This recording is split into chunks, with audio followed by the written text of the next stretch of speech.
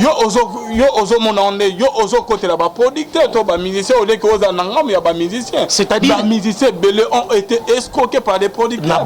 Na boité, wana eza père de manche mususu. Mais ces musiciens là ont exploité ba propre musicien na kati groupe na bango. Ça c'est le qu'on a zolo. Exploité ba musicien au lobela. Bon wana luka jour musu to lobe. Yo zolo ba musique chrétienne.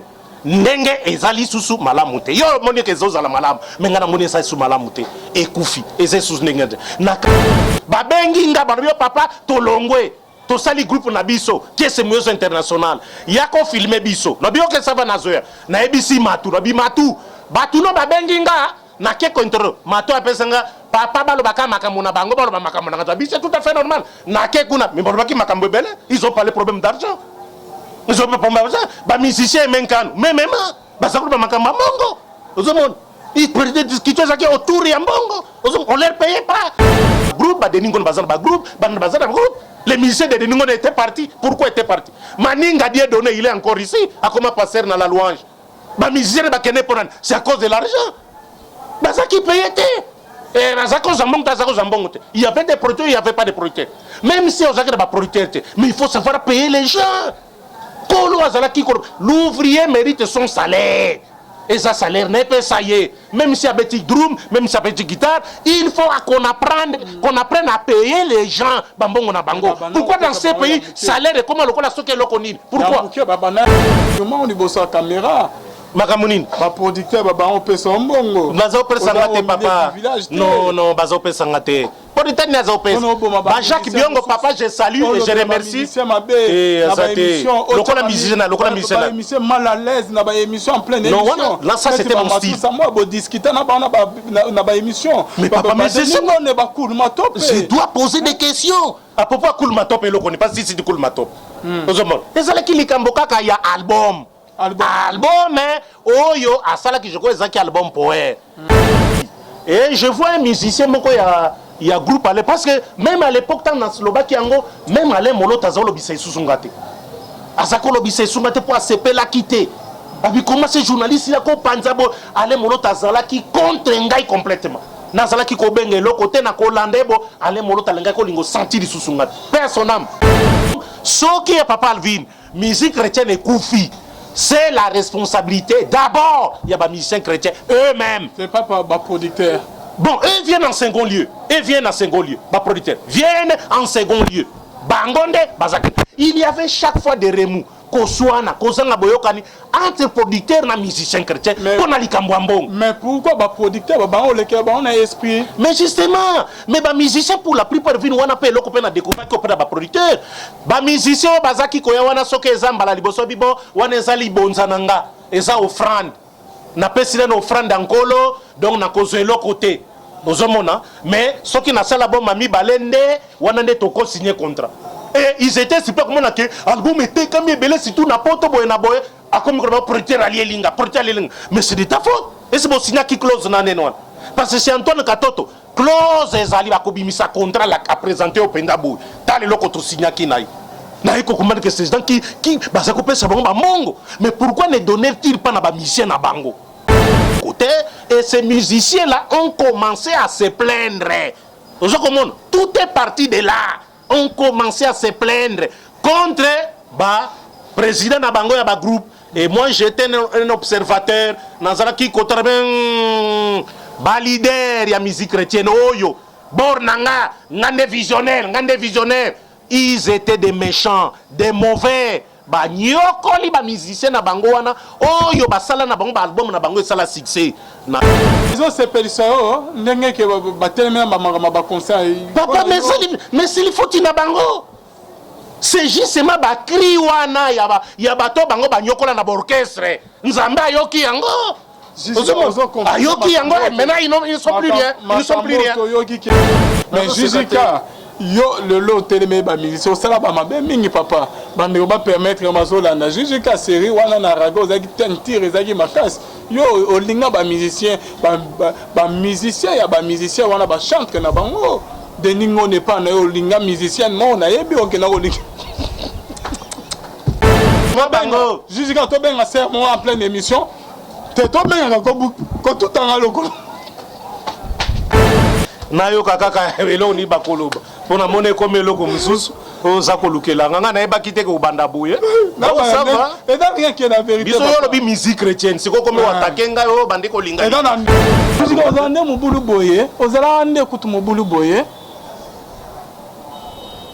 kabese entre nous la caméra ozala mobulu boye papa naye comprendre oyo ekomi procès d'intention oyo kosalelanga to nini mobulu boye na boyo moko ozala mobulu te nga na bimise mobulu bakabaka te na bi bazokaba te bamise na bango banyokwa bazokaba te yo lobi oza na basere osala investigation baproposa na nga oyo nazobala te baproposa na baza ebele ozwi nimero na bango benga bango nayoka moko eloko nini nakoloba ozoyamba te mpo nani insiste kasi insiste nazobaki nasala bainvestigation sur yo Jonathan ide biso yango ezosone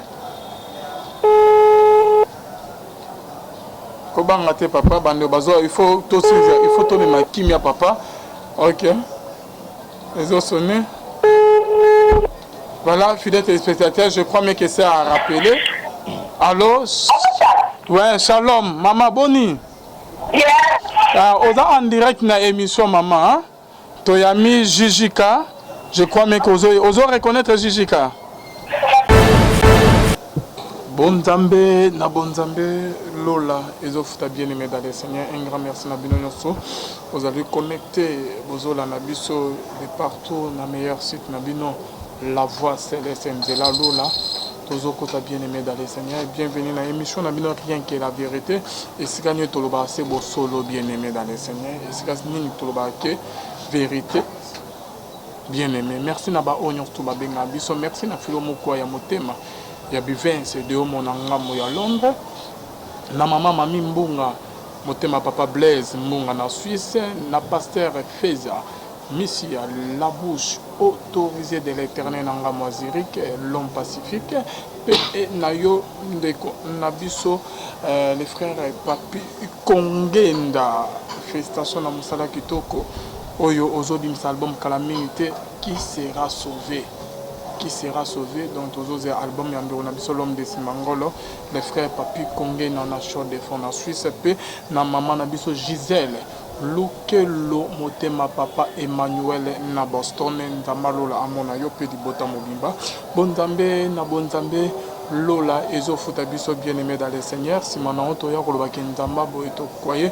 et le sous-soit pi bonzambe et kitana loyembo te me na malobas bien-aimé dans le Seigneur ndiro na biso Jijika Akabe ya Jean-Jacques shalom papa shalom frère ville bonne santé Jijika toujours rythme du pays ok zo mona ko que moi Koko Sezali c'est vrai Koko Sezali il y a moi moké et moi nzoto ezi moi pokoso pe moi moké mais na bandi nzambe akosunga kosalisa biso toyebi ndenge ya mesana kosalisa biso bon oyebi pe soki na oko profiter koloba naza na kokomaka mokanda moko oyo nazali kolinga koyeba mpona nini bilanga ya nkolo ekomi mabe boye nkolo alobaki la moisson est grande, mais il y a peu d'ouvriers.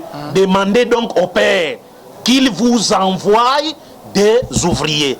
Mais les lots, tu comprends, moisson ya tata et tondi na ba ouvrier. Na mituni me ba ouvrier oyo. Est-ce que bisonne to senga ki tondenge nini? Ba tondi bondenge nini? Na bitena mekanen ko fouiller na ko mona ke ba ouvrier malamba zali na ba ouvrier mabe. Yango na sala ki su ba recherche kaka na kati ya Bible wana na moni na tango ya Adam et Ève. Nyoka eloko ni na salaki na sangisi yango na lisase ya Yesu alobaki etali ivré na blé na bien ko comprendre que évidemment il y a des serviteurs de Dieu ivré oyo batinda bango na satana pe ba serviteur de Dieu blé bazali donc nazo senga ba soutenir na ba serviteur de Dieu oyo balingi batia maboko makoki ezozanga ba papier ba biki ba ram ba makambo ebele to koma pote to édifier pe lingomba na nkolo. Je crois même que le message est Jijika Bandeko, Bayoki, ba soutenir yo pour que livre wane bima, na makamo na yoki vraiment là très important. Makasi le long na émission na biso rien que la vérité to soanine, Bandeko biso to zawana toujours au milieu du village pour passer bo solo. Tout ko sala bilan lecture ya musique chrétienne na mbula ya sikanande on a biso les frères Max Mbenga bo yoka oyo ndeko Max alobaki mpe bandeko mosusu musique chrétienne comme tozokaka bandeko ebele bazo musique chrétienne ebebi musique va même attaque jijika aloba mpe na badifférente émission musique akala eleki musique ya mikolo oyo mikolo musique ebebi bona boy lobi bien aimé dans les seigneurs ngai mpe nameki kova koloba kosala bainvestigation koyeba bango bazobaki musique ya lelo ke eza chrétien bamusicien babebision eza suite en nini la vérité mosusu ekoyeba na émission jusqu'à permettre nga tomeka mpe kosola na concernant ya musique chrétienne bien aimée dans les seigneurs jijika liboso ya caméra eloko nini yo obanana bamusicien wana depuis kala jijika meka na koconfirme pour ne permettre biso epesa biso idée ya opposer sur baquestion makasi yo obanana bamusicien depuis kala obana mosalo epa liboso na biso obanana bamusicien ya kala wana Matou Samuel Denis Ngonde Mente Bakulu Matope banini na musique ya lelo eloko nini okolo bajijika et permettre biso tokota na mozino ya émission na biso. Merci en tout cas ndeko na motuna otuni liboso na pesa mbote na mama misia mama malamu bisika azali mbote na ye kimia ezala na ye na bosanité mama nanga Dolphine Komesha nzamba sunga ndeko nanga mwasi aza kobela atia loboko pote abika mama mbunga mami na bosanité na papa nanga Blaise kimeza la bino penzambe apambola bino mama bijou Sephora la promesse na bosanité nzamba zala na yo pe apambolo mama bijou azali pe na France nzambe apambolo makasi pote na ebike bozali kotunaka nga yeyo nazali enchère annonce nzambe aza kosalisa na motuna na Alvinson na lingina bana kotuna mais tikana na bana kolateo début ya ba chronique musicale chrétienne. En fait, ba musicien chrétien bango moko bazalaka ba oyo ba banda musala wana mingi ba mesana koloba ngai mais en fait eza bango Kulu Matope azali considéré parmi ba précurseurs ya chronique musicale na sango malamu ye na l'éloge ba banda kango mwakala vers bane tolo bana ba 95 peut-être 96 ozomon ba banda kango mwakala tozali na Tambwetich bisika azali Yépi na RTMV interveza parmi la télévision chrétienne à Yambo après sango malamu donc Tambwetich asa parmi ba précurseur ba banda kayango et puis tozali na ndeko nangai JC Musungai qui est aux États-Unis na PC Mbote na émission Les Compagnons de David oyo bazalaki musala na bango ko yamba ba artiste ya musique chrétienne bazalaki rejeté Alvine bazalaki kondima bango te na RTNC tozaki kolanda manda chebwa que je salue o aza icône na chronique musicale ozomona mais na émission na ye karibu variété na RTNC azaki kondima bango te ozomona azaki kondima bango te toyebi te pona musique chrétienne ezaka ya matanga biso tangu toyaki na banga na yaki nanga na rédaction na raga na ba 98 99 na yaki nanga na rédaction na s'intéressaki na radio tant na s'intéressaki na radio kuna na kutaka concert na biso akoma na radio Kapi mama Nicole Ngaka que je salue na famille na ye mobimba azaka osala émission moko chrétienne ezalaka koleka chaque dimanche na 9h tango yangoyo nde kombo émission wana ayaki kondima genga pena za la pembeni to bando présenter émission ensemble et to koma ki ko présenter émission yango tango yangoyo ensemble koyamba ba musicien chrétien koyamba ba pasteur kopesa sango na bango bref tozalaki kosala promotion ya musique chrétienne. Ensuite vers les années 2000 espace ko fungama na TV Nicole Ngaka pardon a solo na monsieur Albert Mbouibwebwe que je salue également ou azali toujours na raga à lobby toleka na télévision pour émission na radio zo sala bien toleka elle est invité na biso ya yango eza ba makoma donc ba makoma soki ba yebanaki na Kinshasa Yambala liboso ba clip bazaki komona ezoleka mais la toute première fois presse est interrogé ba petit wana ezali Nicole Ngaka na ngai to tournaka émission na Grand Hôtel de Kinshasa à l'époque hôtel intercontinental et ndeko moko a facilité ki biso yango na Nicole Ngaka to yambaki biso bazaki ko résider wana émission lekaki malamu et ensuite quelques mois après, France la Coupe Tangwaya qui après départ à M. Mbouibouéboué a yebisaki na sala émission na yopé. Ozomona nde na ki ko concevoir émission na style ya sans faute ya Mbouibouéboué. Mais combo ciel plus eza France la Coupe nde apesaki, il semble que ezalaki ya passé Nseka que je salue ou asala ka émission Zoom na canal Kin nde mutazaka pe ko sala ciel plus na antenne A. Azape parmi les précurseurs il y a musique chrétienne, il faut qu'on reconnaisse. Alors, Tobani Kosala Naye, M. Versi Zahir, Wazalaki DG Araga, a qui ko décidé ngana zala kosala émission ngamoko. Nena komaki kosala émission celle plus ngamoko. Alors viri ngata nguna komaki. Pourquoi ces bateaux ba considérer mingo ngana? C'est parce que c'est le style, ngana za journaliste d'information. Nazalaki na style nangai. Nalobi na yate na biloko alléluia amen shalom elele amen pasteur amen na boya ki biloko wana na bingana kosala émission nanga de manière ordinaire ndenge ezalaka na poser ba question nanga na boyi makambo balelo te na boyaki na bingana ba ndenge et c'est comme ça que nazwaki na optaki pour na style ya émission normale ya poser ba question.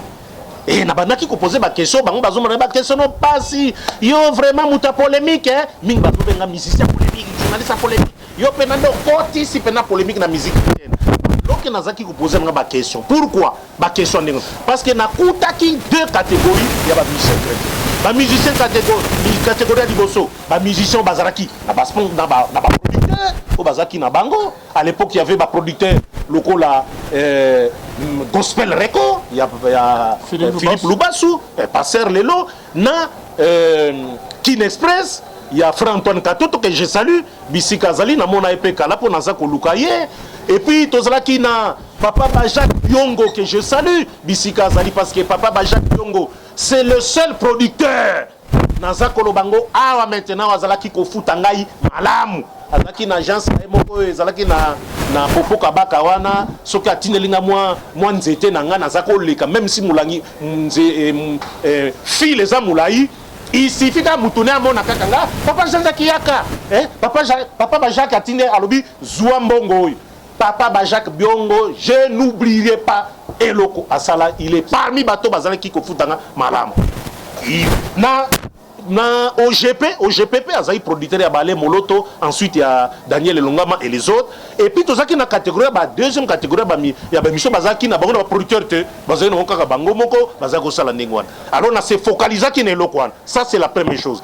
Deuxième chose Alvin pour natiko poser ba question na kutaki makambo ya salaire bazalaki ko futa ba musicien wa o ba leader bazaki ko futa ba musicien na bango te. Oza komon bango moko bazaki ko ba mbongo surtout bazana ba producteur azui bakata ya mbongo a signé contrat ezala na Kin Express ezala na OGP ezala na Papa Biongo mais ba musicien na bango bazalaki ko emba na bango bazalaki ko futa bango te yango de na salelaki cheval de bataille na ngai pote na bana kotuna pourquoi yo leader ozui album na yo ke kotiko ebi ko embi yo mokote oyembi na batu. Mais mbongo producteur apesi yo moko omeli opesi bango ndambu to pesi bango muke to pesi bango eloko te et ces musiciens là ont commencé à se plaindre. Tout est parti de là. On commencé à se plaindre contre ba président na bango ya ba groupe et moi j'étais un observateur nazalaki kotraben ba leader ya musique chrétienne oyo Bornanga, ngande visionnaire, ils étaient des méchants, des mauvais. Ba nyokoli ba musicien na bango wana, oh yo basala na bango ba album na bango sala succès. Na teleme la place wana, na lobi awa, il faut qu'ils apprennent ya kofuta bango. Parce que Bible lobi, l'ouvrier mérite son salaire. Plus loin il est dit encore na ancienne alliance, malheur à celui qui fait travailler son frère sans lui payer son salaire. Bah musicien moni belo ba comme que de côté à théa ça ne réussira pas ba bongisana na makambo na bango et pourquoi Jijika Yozo bi ba ondire kaka que contre ba musicien chrétien ba ça là ma bo travailler na ba au contraire vous allez parmi bandeko ba comment na moment bo combattre sous musique chrétienne malgré que bo ba chroniqueur chrétien Jijika Kabeya papa ezali ya combattre te soki combattre na kondima expression na yo mais tozaki combattre mabe oyo ezalaki na kati ya musique chrétienne mabe ezalaki et pas la bino ba mabe ezalaki te jijika bon papa nayebi te mabe lokola mabe nini mabe lokola nini mabe lokola nini biso tozaki koyamba bango. Et la plupart n'a pas explication. Ils ont fait des producteurs. Mais ceux qui ont explication est belle. Nga nazaki osala na raga nazaki rémunéré na mwasaki nanga loso. Mosala nanga zaki a promouvoir musique chrétienne et kende liboso. C'était promouvoir beaucoup une étape beaucoup que ko s'attaquer ko ça net que bon ma musique chrétienne ngo jijika kabe longo na ba producteur kabe. Bon en tout cas Alvin preuve égalité. Que biso tozalaki. Nga nazali pour ne pas citer le nom ba autant ba maison et belé ba Kin Express ba gospel record ba producteur et belé autant tangi na autant ba komote jijika yo ba bana ko peso ba mongo pona que comme chrétien ba musée chrétien musuna TV série na bino bozaki Alain Longi bozaki Emery Shalom ezalaki yo et Makilondi jijika kabe série mo bokomaki trop serré na ba producteur pona que bo détruire musique chrétienne kabe. En tout cas, on relève le komoko ezaki et ça me va fondamental. Donc, bateau no tangi, baza bateau bas travailler de leur propre intelligence pour te musique chrétienne et comme tel qu'ils ali. Emery Shalom, allez loge que je salue, il faut en la gomme. Emery a comment dans Brazzaville a comment passer Kuna. Nzamba Sungae, bon, Makilondi de tous les jours, c'est devenu un apôtre, Maman Malela, Napesi Bango, Mbote Bisika Bazali, il y avait d'autres. Julie, Bazala Kipe, il y a eu quand même Batou Ebele, Ndekonanga Moko Pazana Suisse Awa. Nabosani Kombo, Kenda na Suisse, Yepe Azalaki Kosala, n'oubliez pas Didier Maemba, Nikis de Beaumont, que je salue également, Azalaki de passage, Naokaki dernièrement Awa, mais Tokutanite, ils étaient nombreux. Batoyo, Bazouaki Likamwango Penda Nabak, même Gilles Ngandola, Bato Alelo, Gilles Ngandola, Ayakipe après, et puis Tozana Ndekonanga Batimpoyi. Tozana Mama Iguette Nyembo. Donc il y a eu une vague, il y a des chroniqueurs de musique chrétienne, oh yo basala qui que musique chrétienne on a et vanda bandi mango na RTNC bazako benga na bango. Ozomon. Biso tolobaki siko toko sala nene, toko soutenir misala na bango. Mais il y avait na biso catégorie ba misala bazan ba producteur. Mais biso toza ba journaliste. Il faut qu'on skende na source poto yeba. Nga nebisako na sala ki cheval de bataille na likambo ba salaire ya ba musicien yo ozana producteur ba musicien no baza ko se plaindre album bimi etekami ni na yebite que album ki ese mouyeuse etekamaki malam na yebi yangote je suis parti avec Matou Samuel en Afrique du Sud toketi na usine wana place mais Antoine Katota zaki ko sala duplication ya album ki ese mouyeuse Matou tokutana kutuna Antoine Katota kuna kamwe jijika na bjobour ozosa nini nabi nazawa Matou Samuel zakuna na kati toyebi mais ces musiciens étaient en train de se plaindre. Est-ce que les musiciens ne sont pas bimate Bakabongo banani ba jedos banani ba ki kobima pourquoi ba bimate mais c'était plus ba producteur ne baba on ko ça ba musicien chrétien baba on se retrouver non les musiciens ba non papa musiciens les musiciens à qui pas producteur a signé contrat ba bimisa ba fonte pour ba produire ozuma tant ba kobimisa ba fond pour la production mais pour na cacher vous allez quand même mbonga bien papa ngana zokene na Kin Express na zaki komona ezaki bambonga malonga mais c'est musicien bazaki kolela lela kofuta bango kaka munke même pour la production ya somi mutuka na comme bolanda concert za na maloka bolanda bakoya ndenge nini bolanda ba pesa na mbongo te alors qu'il a déjà l'argent il a déjà empoché l'argent biloko na tozaki komona ngo malamu te tozalaki kozwa mbongo mon côté na tie Antoine Katoto a témoin. Ah, jusqu'à papa yo oye producteur bo asimisio boye OK yo comme bo musicien wana na TV ya mi musicien na émission bo comme critiquer o kitisa to yebi jusqu'à kabeya et en tout cas ce producteur que akanda di musicien mo afongoli ba piste no to fina petu wana abeta ta ke ni bosote abaye pe na media ba li sibino beaucoup mo fait ça exemple pourquoi ça musicien témoin non mais parce que balbi les autres bandi na yete na bandi na Philippe Lubaso nake Patoto, nake Philippe Lubas, OGP, et la Papa Bajak Bion. Personne ne nous donne de l'argent. Et ça qui a source d'information à biso, tozala qui kokene ko fouiller, koyeba kotuna, et ça ndengenini boy na boy, parce que boy na boy. Tozui yango, tobi to tuna pe musicien. C'est comme ça qu'on fait, c'est comme ça que toza ko travailler. Musicien ni botuna bobeba. Totuna belé, na tuna Matou Samuel. Nani groupe ya Matou et Kabwana avant même que en Afrique du Sud. Et là je félicite Matou Samuel parce que et baby ça quitté voyage na biso en Afrique du Sud. Badiedos, Bakabongo, Banani les autres Takasasa balongwe. Na groupe Kiese Mouyeuse. Babenginga barabio papa tolongwe. To sali groupe na biso Kiese Mouyeuse international. Yako filmer biso. Na bio ke ça va na zoya. Na ebisi Matou, na bi Matou. Batu no babenginga na ke kontro Matou apesanga papa balo baka makambo na bango balo makambo na ngata biso tout à fait normal. Na ke kuna mais balo baki makambo belé, ils ont pas les problèmes d'argent. Ils ont pas problème ça. Ba musicien menkano. Mais même ba ça ba makambo mongo. Vous monde ils prennent discuter ça qui autour ya mbongo. On leur paye pas. Et ça la nani qui c'est d'autre. Ba ça belé, ba ça que lo ba makambo ya mbongo ngo. Vous monde. Mais moi je savais que producteur a payé mbongo. Pourquoi yo leader aux opé sabangoté? Comment toi tu les savais, Jijika? Non mais papa mais nazako qui ne fouillait na koki kolobate na journalisme et balobaka on ne dévoile pas sa source. Et ça qui recherche nazaki konsal. Je voyais kaka ndenge bazako lelala. Oyebi Calvin je suis parti tif Mumbaya. Pe asonam soki azalaka ou ngake zala pene malam. Na tuniye. Na banane ko tune question bi pourquoi yo salaka groupe te? Baninga bazana ba groupe, ba deningo bazana ba groupe, banana bazana ba groupe. Les musiciens de Deningo étaient partis. Pourquoi étaient partis? Maninga Dieu donné, il est encore ici. À comment passer dans la louange? C'est à cause de l'argent. Ça qui payait. Il y avait des producteurs, il n'y avait pas de producteurs. Même si on a des producteurs, mais il faut savoir payer les gens. L'ouvrier mérite son salaire. Et ça salaire n'est pas ça y est. Même si y a petit drum, même si y a petit guitare, il faut qu'on apprenne à payer les gens. Pourquoi dans ces pays, salaire est comment le connaît? Pourquoi? Même si c'est peu, ça t'es papa. Yo mouke Alvin mouke aux oies jour moko pesa ngate. Pourquoi ko bombango pe? Pourquoi qui peut ko bombango? Mais pourquoi pesa kinga? C'est parce que baki que non. Jijika lokola zamwa ko bela, simbata o sombata aspirine. Pourquoi qui ko boyango?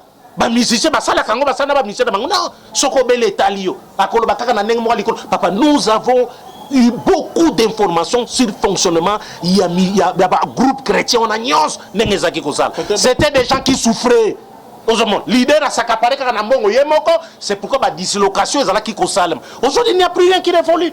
Ce n'est pas nous qui sommes les responsables de la chute à musique chrétienne, ce n'est pas nous, c'est eux-mêmes les musiciens, c'est tout ba leader. Arvin, bazo kende na poto ba bengisi bango. Ba kende ko betala ba concert na ba LC, na ba Montmartre, na ba Madeleine. Ba kende lisusu lelo liste za on ba kende tout le monde. Toza ko bisa quelques-uns. Acceptez tous accompagner bino. Pour bisonde topé ça contre parce que ça musala na biso. Il partait seul là-bas. Lise bimangane na zaki kuna pour misalis. Yo ezo sepelisa yo ndenge ke ba telema ba concert. Papa mais c'est il faut tina bango.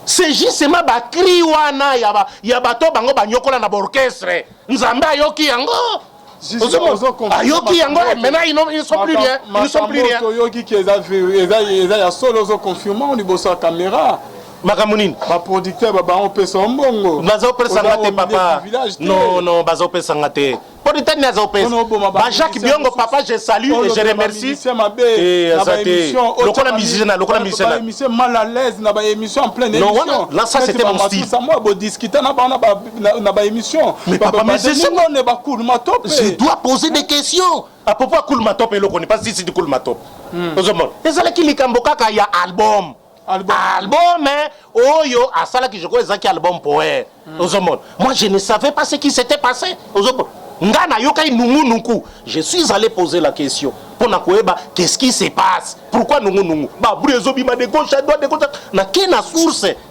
journaliste za mututa azoka na balabala na kena source na zu yango na ke kotu na kulu matop et kulu matop a cru que Antoine Katot na yebisinga non non yebisinga ngai nga na keka kana bandi koyoka na non mais na lobité lorsque kulu matop a bebana ki Antoine Matop Pour habiter ce que na producteur na. Pour habiter ce qui est zaki makam, ce qui est album, ce qui est mbongo ya nini wana. On a évité qu'est-ce qui s'est passé. Mais nous tant que comme kiko bima. Kolma top alongwe na Kin Express, alingi li susu boyten. Musa nangezani. Il y a qu'à s'informer na kena source na tourni. Est-ce que Zali a solo? Est-ce que Zali a solo?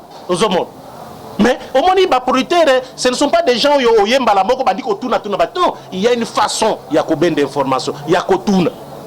Et c'est comme ça que na benaki informateur bon, na kende pe ko tuna les concernés. Journaliste ça hypocrite té.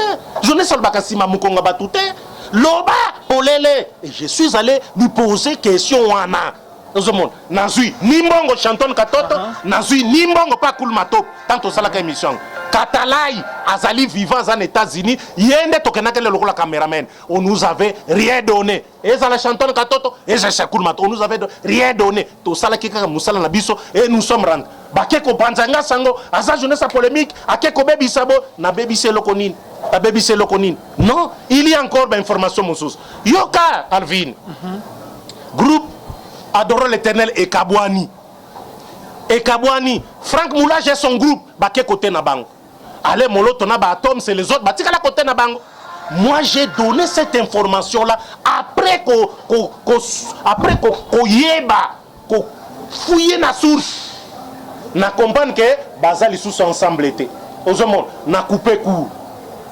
Franck Moulaja, Henri Papa, et Papa Depol et les autres. Basali Oya Bango groupe et les autres sont partis. Na pas une émission seule prise. Dès que quand on a ici émission Alvin, babandi ko fingangai. Yo journaliste polémique, ou bien le côté, ou sambela kate, ou lingolo banini, kaka munokwa pamba, n'importe quoi. Tala bazako ben ngebe na oh. Mais n'a pas cette information ezali à la source n'engeneza. J'avais décidé à kobenga Franck Moulaja ngamoko en direct na émission c'est là. Na benga na bi Papa Franck, na uti koloba ke bozali sous ensemble été. Et c'est vraiment un cocos. Na nga pena eba côté na bi papa oza na raison. Oza na raison. Oza na raison. Nengo lobi wana oza na raison. Tozali sous ensemble été, biso sali groupe na biso. Na kanta ki na téléphone avanda ki nanye et les gens ont continué à voir que évidemment ba sali groupe na ba. Lorsque ba ke ko beta concert na bango na Cinépolis une fois, ngai pena yaki. Et je vois un musicien moko il y a groupe à l'époque parce que même à l'époque tant dans Slovaquie même à l'émolo tazolo bisay susungate azako lo bisay sungate pour accepter la quitter babi comment ces journalistes là ko panzabo à l'émolo tazala qui contre ngai complètement nazala ki ko benge lo côté na ko landebo à l'émolo talenga ko lingo sentir susungate personnam pour toi qui ko solo après na tango eden to yambani to ninwa oza comment na concert à Franck Moulage na kuti moko na bango aye. Aïbisinga papa jusqu'à osa on a bien nazana ah papa jusqu'à mais yo penda façon no traverser mala monter yo sa penda journaliste polémique o ya kaka côté moko o moni sikoye na concert ya papa Franck pa na biso ya kateni na ngaki na lobela ye mais que non mais présent na bino na vana bi papa ngana za journaliste source ce que ça li ferme ko sala ndenga nini ozomo bino bo invita kangate mais ba musoso ba invita kabiso po balobela biso papa tabo tala bino bolinga kana binote et to échanger to komaki ko solo la bio moninga na yawa na groupe Adorons l'Éternel mais na concert à Franck Moulage na sala papa boende to lingaka ozomo to linginde boye ozomo mais laissez-nous faire notre travail ndenge sengeli ndenga ko sala donc ce qui est papa Alvin musique chrétienne et koufi. C'est la responsabilité d'abord il y a des musiciens chrétiens eux-mêmes. C'est pas par producteur. Bon, eux viennent en second lieu. Bah, producteur. Viennent en second lieu. Bangonde, bazaki. Il y avait chaque fois des remous. Koswana, Kosanga Boyokani, entre producteurs et musiciens chrétiens. Mais pourquoi les producteurs on a esprit? Mais justement, mais les musiciens pour la plupart viennent on appelle le copain à découvrir que les producteurs. Les musiciens, bazaki koya wana soke zambala liboso bibo, wana zali bonzananga, eza offrande. Na pesile na offrande ankolo, donc na kozelo côté. Mais ceux qui n'ont pas la bonne mamie balende, wana ne toko signé contrat. Et ils étaient super comme on a que album était comme belé si tout na poto boy na boy a comme le producteur allié linga mais c'est de ta faute et c'est bon signer qui close na nenwa parce que c'est Antoine Katoto close ezali ba kobimisa contrat la a présenté au Pendabou tali loko to signer qui naï na iko comprendre que c'est gens qui ba ça couper ça ba mongo mais pourquoi ne donner-t-il pas na ba musicien na bango? Il y a un seul Mouto Sala qui quand même quelque chose et pas ba musicien na ezali frère Patrice Ngoïmuso que je salue en passant. Frère Patrice appelle ça ba musicien ba voiture, je crois 2 ou 3. Et parmi bango ezalaki Eric. Eric est venu na Mercedes na Tina Raga place Nazalak. Il est aux États-Unis a répété makambo a ebisa kinga. Alors papa Jessica na ye na mutu ko président na frère Patrice apesi ngai. Papa Jessica posa na ngeza na pesa ndeyo voiture oyo. Na pesa pona musala oza kosala. Na pesa ndeyo. Mais loko la pesi ngai na ekana la kisoke. Il y a des patrons bafuta kapé bien. Parce qu'il suivait Nenge Nazaki Koloba. Il suivait pour ezalaki cheval de bataille na yango. Abi mutuka yango. Baluka na ondengo lingi kisasa mobimba tito ke nekotiko place olingi. Ozomon. Pour na habiter lo na osala. J'avais accepté et nous sommes partis. C'est le seul musicien à sala quand même moi quelque chose. Oh tika la symbolique. Et les autres, qu'est-ce qu'ils ont fait na ba mission? Qu'est-ce qu'ils ont fait? Ba mission na ba kenda en les maudissant, s'il vous plaît. En les maudissant. Les lots musique chrétienne Koufi, ils deviennent tous des pasteurs. Tous des pasteurs. Avec quel ministère bazanam? Hein? Ministère État libre, on a ensemble musique chrétienne est dans la top, yo no lo baké Koufi Jijika. Et Koufi, papa, musique chrétienne, nenge zalaka. Ah non, mais tikana sekana. Nenge zalaka nenge mususu. Oh là là. Gavine. Bazalaka kobenga bango na ils avaient des productions zalaka na poto na ba Matou Samuel abeta na ba LC na ba Montmartre na ba Madeleine les Momba bango nyonso menka nukutu n'en parlons pas cour ma top les ba beta kuna. Pourquoi aujourd'hui ba kedakate les frères de poto wana ba yamba bango moi j'ai rencontré Lelo quoi une fois ici na 7e rue il s'était plaint du fait que ba musicien au bango ba salisse ba beta ba concert na bango na poto. Et que lui, eux, quand il quitte l'Europe pour venir ici, à Kinshasa, il disparaissent, occupé. C'est un très mauvais comportement. René Loko. Alors, René Loko, n'a pas semblé bisika azali. Mais c'est malheureux. Toleki c'est émission penara. Toleki nazaka na Africa TV, Diamant Bilizi, azana cassette en soko. Bango nyonso. Ils savent ce que j'ai dit la vérité. La plupart des missions ont des ingrats. Bayambi on a poto beti concert na malamu. Ba défiso ba mission qualité. Ozui pembongo. Maintenant bato ba salisio ba yé na Kinshasa. Mais Isaka concert ka retour. Un enfant de Dieu est reconnaissant. C'est la ka réciprocité. Yamba peut bien présenter na batu. Kumba et na presse. Jiji Kawebi que frère tant que tu peux concert na LC na Montmartre na nini bango de bambaka biso batika la kosala ngote tuna pepe kibala yebi tuna pepe kibala yebi tuna pepe kibala yebi azana lon ayebi mais yo pourquoi cause contre ba musicien chrétien o que musala que yo osala cause contre bango bozo côté ba producteur yo entre ba producteur na ba musicien na ndeke makambo ekomeli que ba musicien ba beba na ba producteur o que ba musicien musu ba mona que ils ont été escroqués par les producteurs.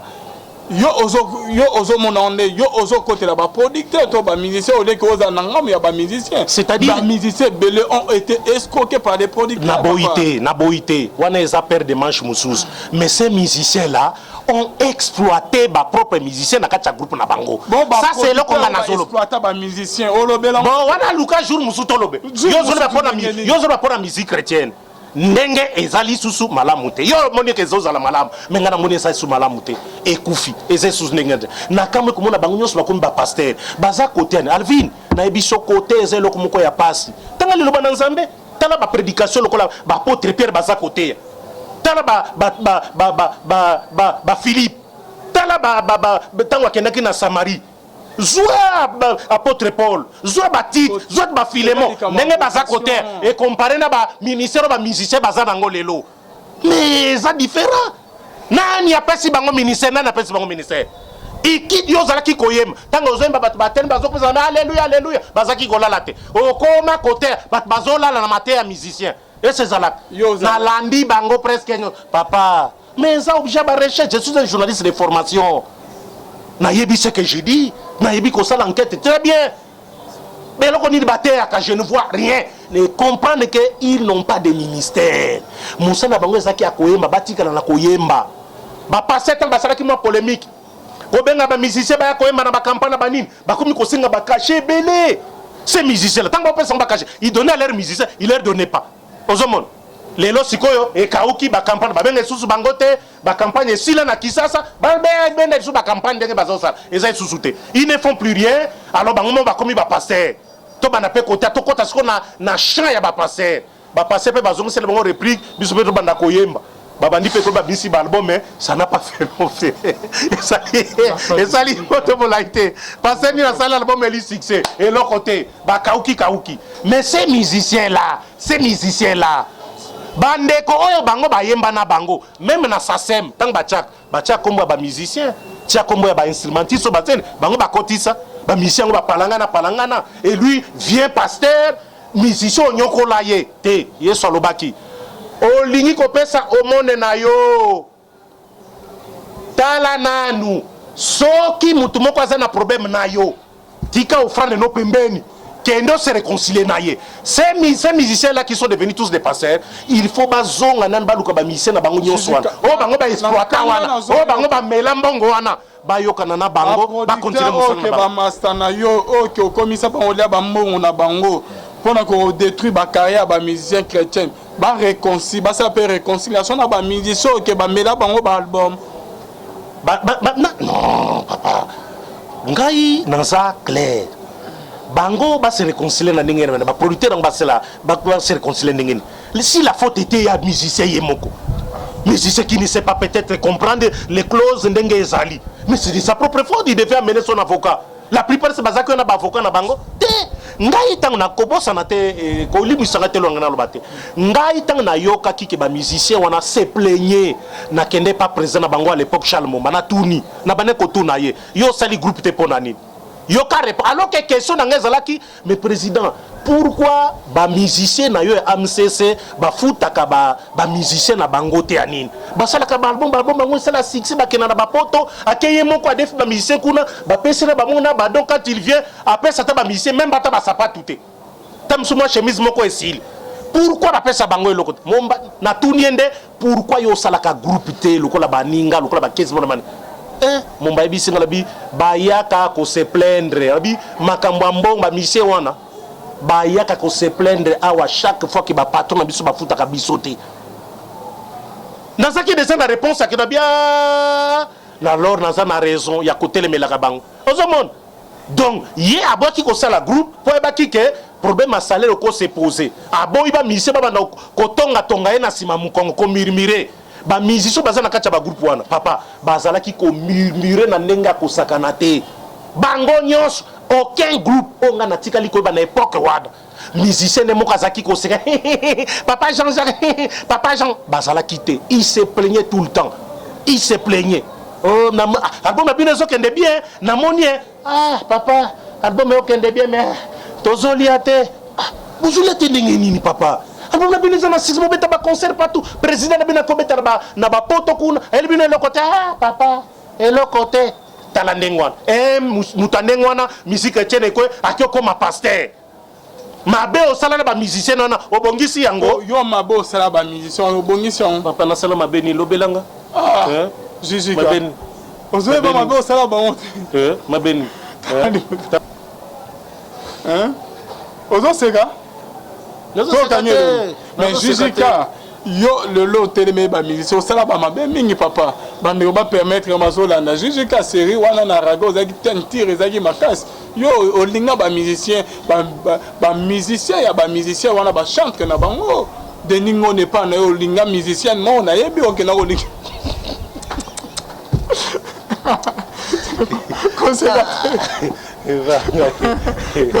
Jujika na ba investigation na sala yo za na mwasi mo pas deningo ne okena olinga ceux qui peke ba musicien mususu ba chantre mususu pas ba musicien chrétien mususu papa bolo batte ozoya wana ozo frère Matou même ba musicien na plateau na zo na répétition nyozo wana sima wana pour que ozo moi c'est dessert Jujika yo poza na mobulu makaseri na bino bon na yebite waneza ba affirmation za koloba na seki pona ezeki singa pena ndenge olobelinga ngo na yebite na zaki ya no kene ko tuna sala pe investigation na yo apesa ya solo bon na yebite ben il faut kene bokene na Jonathan bokene na passer bien fini bo tuna bango banani onga na lingaki baloba Même bango, je suis prêt. Même bango.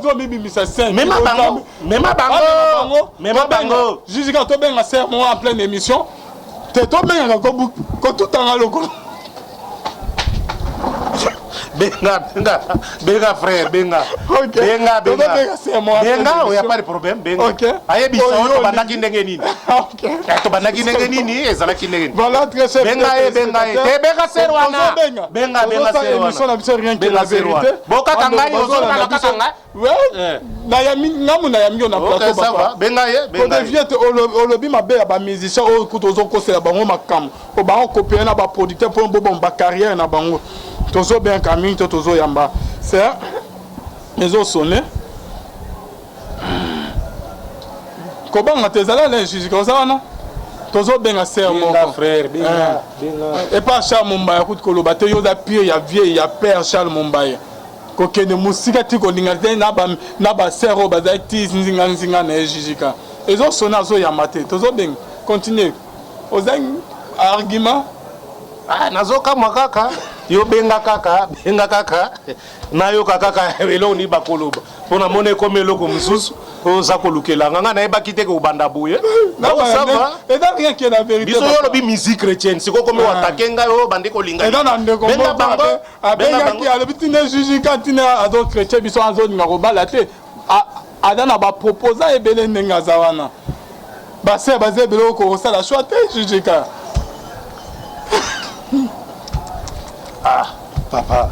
Moi, n'attends pas ma musicien, mais ça te. Na évité le concours solo ba proposant contacter ça la recherche na ça l'enquête. OK, ça l'enquête, yeba. Au coup t'as ba proposant na solo ba ezali fondé. Ngai problème na ngai ezali nini? Yo lobi o benga basé. Bulu bona bo yo mo za mo bulu. Te, ngala bi mise mo bulu bakabakate. Na bi bazo kabati. Ba mise na bango banyoko bazo kabati yo le goza na ba sero sel investigation ba proposer na nga oyo nazo baraté ba proposer na bazebele aussi numéro na bango benga bango na yoka moko eloko ni na kolobao nazo benga na yoka na mone zo sona zo yamba te ponani te tozo insister insister nazo ba ke na sala ba investigation sur yo Jonathan ide biso yango ezo sonné Kobanga te papa bande bazo il faut to me makimia papa. OK. Les autres sonner. Voilà, fidèles téléspectateurs, je crois que c'est à rappeler. Allô? Ouais, shalom, maman Boni. Yes. En direct na émission maman, hein? Toyami Jijika. Je crois que vous reconnaître Jijika. Mon Jijika, ozo raconte que et quand tu coûtes qui voyage c'est on le belelo te. Na ebiete.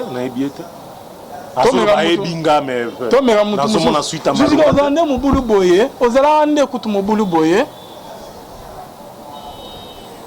C'est entre nous la caméra, mon boulot boye. Papa, na e comprendre e comme procès d'intention e ko sale langa tonine. Te tozo sale benga numéro papa. Na namo benga si numéro. Baze belé, ozande benga ne ba numéro. Donc yo ya na ba émission obimaneti bo centre mo bo senzo ndo za na makampe ya mabo sala.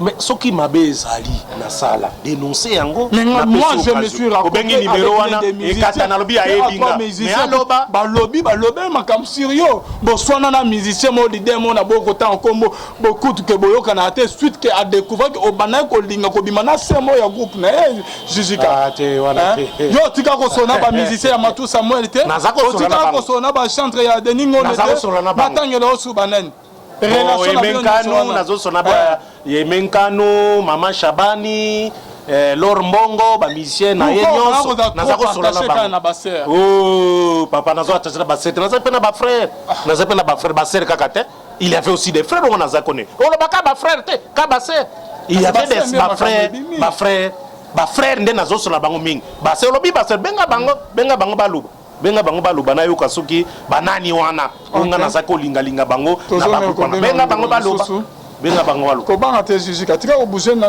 te nazo bouger te lokolo te benga bango papa te na pusi yango benga bango lokolo yo benga bango na yoka émission ba vouer yango rien que la vérité o ba sœur au déceva pe mais balo baba c'est on a repéré son producteur on peut ser producteur au PC producteur comme proposer que Bob imagika ils ont sonné bazo yambate donc voilà jusqu'à tozo ko ba émission na biso oza on dirait ndenge mo na bandeko ba musicien moko ta yema ke oh ba mtama azo mo ba musicien muso bazo voyager ba ke na poto azo bo binyo bozo ke ne po bozo tika milimu na Équateur yemo de pa ke na poto azo na lisusu abosa nzela mbandaka biyo boza ndenge mo na so inza matomboli yo au niveau wana obosa makamnyo so bana mais biso to travailler na ndenge honnêteté na ndenge honnêteté nzambe aza komona ba producteur bayebi ba musicien ngo bayebi nazolinga kaka basera ngo babenga comme ça ba s'exprimer o nga na sala ki lokola gaffe ba proposer nga nazo kota kota bo dénoncer problème ezali te mais ngai problème na ngai ezali ba musicien chrétien wana oyo bazui kilo ya kokoma ba pasteur alors que bazana bambeba na poto kuna bazana bambeba te bazana mbeba te ebele na bango tala liste mulai ba musicien chrétien wana bazako kende kuna pourquoi basali bambeba batapoto baebi mbeba ngo basali biso tozalaki te bango moko basali yango ozomo siko baboyeli bango bakende kuna faute ya nani boko bakebiso ne tobebisi musique chrétienne faute ya bango moko batubela babongisa comme ça makambo bandela zéro d'abord entre musicien na producteur babongisa entre musicien na musicien entre bango ozomon bazui yo leader a groupe baninga na yo bazalaki au service na yo boyokana na bango osengi bango pardon soki moi quelque chose zali opesi bango toka bwana na kimia na kobenda na te olia kobanda koloba ke ono za basi boye eza fondé te bango babongisango c'est pour moi ba matin na bango komaka ka ndenge wana kaka prédicateur ministère mais zo makaboité ministère c'est Jésus-Christ ne mutapesa Jésus-Christ n'apesa apesa ka boité na comparer bango na Philippe Tonatite na Silas na comparer bango ndenge non baté ya ka boité il faut la ministère confirmer bazongela koyemba pour pas que nous bêta ba concert ma disu na elese ne bazako be na prédication et ça paiement prédication ça paiement et ça là-bas pour na bato nzambe ye moko a désigner basal faut pas koya kaka ndenge wana kaka boy kaka non balobi to bondela et pas tatati na biso ba ouvrier biso to ni ba mission chrétien baba za ko yemba ndenge ba ouvrier no ratini bangote na nzambe papa basali na nzambe me boende bayaka jusqu'à présent nazo yeba te que yo eloro nini au comment na méchant ya ba musicien chrétien bon a compris na raté c'est que ozo confirmer vraiment qui mobulu qui nous mana OK toyoki sango que bobeba na nde mingi na plupart ba musicien chrétien à cause au bana ko landa ba musicien na ba on a sima baya na ba preuve problème ezati baya na ba preuve ndi OK to comme na suka ya mission na biso le lobani no ko loba eloko suka na komeka koloba ba musicien chrétien oyo basali ke musala lelo ebeba balobi ba producteur basali susute la plupart ba musicien musu bazalaka indépendant azaka na église te ba musu bazaka na ba église na bango ba mususu place azalaki abebe ine na ba pasteur na ye moko akomi pasteur na kosenga na bango bayokana lelo musique chrétienne tozoyoka esu bakombo te oza komona musique chrétienne ekomobeta malokola musique ya mokili ozomona tala structure ya musique ya baaméricain ndenge ebetamaka ozomona au senti du gospel mais abiso na tout mélangé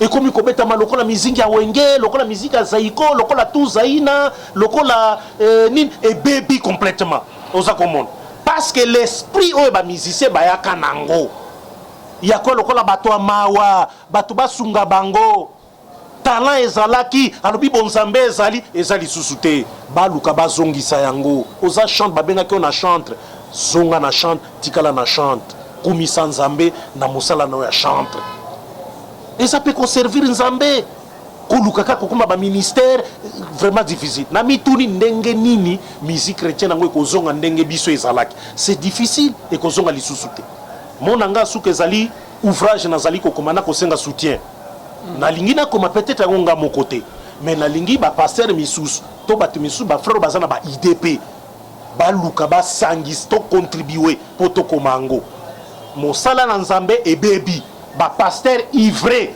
bakoti na mosala ya nzambe bapaster ble bazali mike lelo nyonso ebebi tala liste ya bato balingi komona bango esu na poto te nakutani na prophète moko nalingi kotanga kombo na ete na bombi yango tokutana papa jusqu'à boni boni na passer mais bazolinga bino esu na poto te kuna tane bazobengana bengana bino wana albi me kombo na ngai ezate na bime et les autres ezana kombo na les autres atikelo tra bon les autres ngape na ozana kati les autres ozomona donc okoma kuna te pona konini depuis quand ba combattant ba komi kolinga komona ba passer na biso te ba passer na biso ba yebi comment faire qu'on a réconcilier ba combattant to bato balingo mona bangote na ba passer na biso voir maintenant ba musicien chrétien na ba nous devons y réfléchir et loko wana nde tolingi to vanda to solola pourquoi tokoki ko bebisa makambo nzambe beboye to vanda to solola to eba ko bongisa pote kimia ezonga entre bo bazana poto bo bazana kisasa pe to bongisa entre biso na biso kimeza musala nzambe alvin et salamaka dans la paix dans la tranquillité et salamaka na bulu yekete na ngulu te et salamaka ndengwana te donc il faut to réfléchir na mozindo pote to vandisa makambo le kapi donc ba pasteur qui veulent nous soutenir numéro nangai boyebi yango plus 243 59 5 820 contribution na soko lingi pe on participer na rédaction yaka participer na rédaction to meka to réfléchir avant to ba na rédaction mais to réfléchir ba passer ivré ba koti méthode na bango de traverser ndengeni ba passer blé ezandengeni évangile ko be ba boyetin to vanda ka tota la kaka mutu na ndenge na ye ezala kaka ndenge na ezala ndenge c'est vrai parce na ivré balobi laissez la moisson école laissez ba semence en école jusqu'à l'époque de la moisson bakokata yango mais technique il y a façon ivre à kosala na blé et c'est vraiment toloba au sujet nango et kozala pendant très intéressant donc na sukeli awa merci Alvin na ba question tuninga ba olobi basi wana mobulu okoki kopesa nga bangote numéro bengi bazo yambate nazo kaka ba voix mais ba voix ngona zo reconnaître zoki eza bango donc je n'ai fait aucun mal na sali mabete basi yango nazo mamona bangote ba utaki wapi na yebite merci ming pembote na mama Misha mama Malamu mère de la nation mama orphelin zambar zanayo mama nanga mama Dorphine Komesha zamba pambolayo mama Mbunga papa Mathieu père papa Mathieu mama Dorphine pesa lambote na papa Mathieu kuna zamba sunga bana babika mama Mbunga mami papa Blaise zamba pambola ope mingi asunga bino bazali ebele kimeza na bino Alvin merci lissus que Dieu vous bénisse bye